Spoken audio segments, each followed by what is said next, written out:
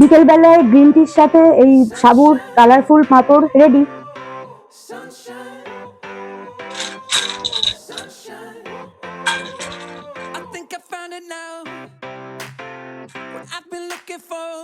আজকে চায়ের সাথে একটা ফাঁকিবাজি স্ন্যাক্স শেয়ার করছি।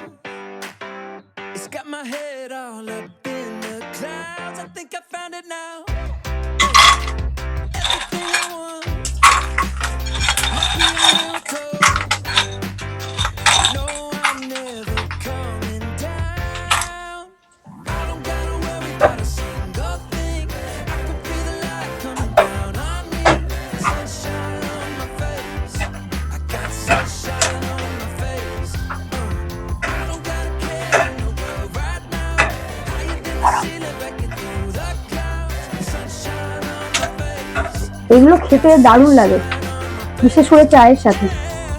চায়ের সাথে কেন, এমনিও খুব ভালো লাগে খেতে। আর এই কালারফুলের জন্য বেশি প্রিয়।